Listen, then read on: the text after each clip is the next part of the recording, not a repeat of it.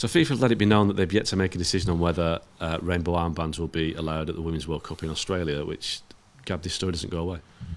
Yeah, obviously this first came out back in Qatar. Look, I had to go at all those FAs who, warned them, and then they says, "Oh, you'll get a yellow card if you," and then they're like, "Oh no, we better not do it because they'd miss up our tournament." Yeah, despite our 26 match. I mean, that is absolutely pathetic, Yeah, it right? was pathetic. If you make a stand, it's got to cost you something. Otherwise, it doesn't mean anything. I think the landscape here is completely different. I think the attitude towards the LGBTQ community and inclusivity in Australia is 100% different from what it is in Qatar, obviously. But more importantly, there's a different constituency. As far as I know, well, in fact, not as far as I know that there were exactly 0 openly gay players in the Men's World Cup. We know the environment in the women's game at the highest level is very, very different. I don't know what the percentages are, but I'd be shocked if it wasn't at least a quarter of the players who are openly gay. And many of them are very, very vocal, and rightly so. So for you to tell people at this World Cup, which ultimately World Cup is ultimately, distill it, it's about the players, it's about women athletes playing.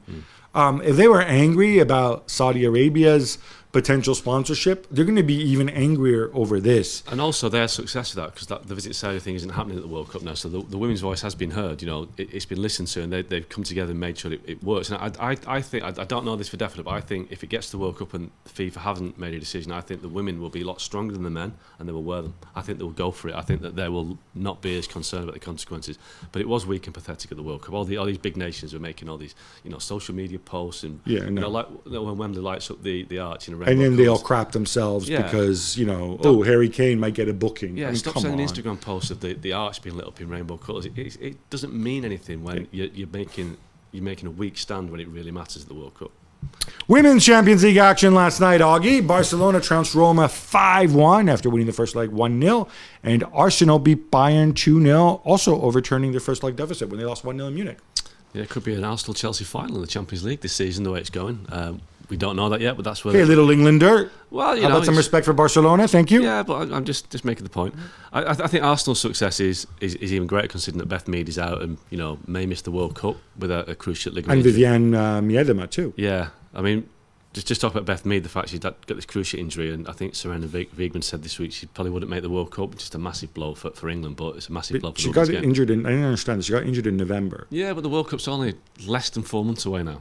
No, but it's an ACL. Yeah. Like, it would be highly unlikely that she would be, even when you recover from an ACL, you have to re-educate the knee. So even once you're back playing, it takes you... It's a 9 month... It takes you more to get back to your level. It's a 9 month injury now, isn't it? Pretty much. And that rules her out for me. I mean, the World Cup starts in mid-July, so it's going to be very difficult. Yeah, I was on these sides. Arsenal really battered Bayern. They could have scored. Yeah, amazing first goal as well. Amazing first goal. And Barca are just a lot better than Roma right now, but that's no news. So Indonesia were due to host the Under-20 World Cup, the Men's World Cup, but FIFA have announced they'll be stripping them of the tournament. They have stripped them of the tournament. This is more than football, isn't it, Go? Yeah, it's funny because I read the FIFA press release, and if I worked for FIFA Comms, this is exactly how I would write the press release. I would write current circumstances. Yeah. I would just leave it there. The backstory to this, and people have said, it's about the Indonesian stadium disaster. It's not really. It seems that a lot of people in and around this have said the issue is Israel have qualified for the Under-20 World Cup.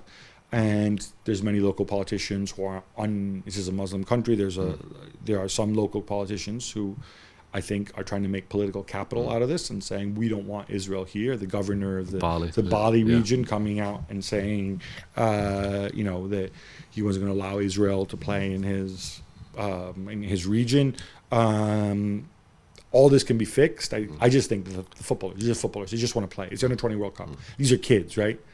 For you to go, unless there's a serious security risk, for you to go and turn this into a political issue, and when people have been preparing for this, when local organizers have been preparing for this, putting money into it, simply because you want to appeal to some people, I don't think makes any sense. It's going to move.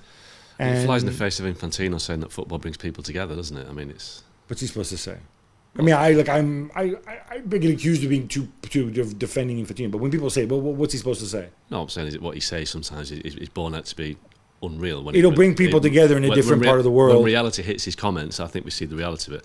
I mean, Argentina have offered to step in to host this, but they haven't even qualified, so I'm not sure that works. Yeah, I think the U.S. has been mentioned as well. I mean, they're hosting another tournament too. They'll find another place to do it. It's just sad. It's just sad that we're in these circumstances. Well, thank you very much for watching ESPN on YouTube. For more sports highlights and analysis, be sure to download the ESPN app. And for live streaming, premium content, and let's not forget as well, ESPN FC 7 days a week. Subscribe to ESPN+.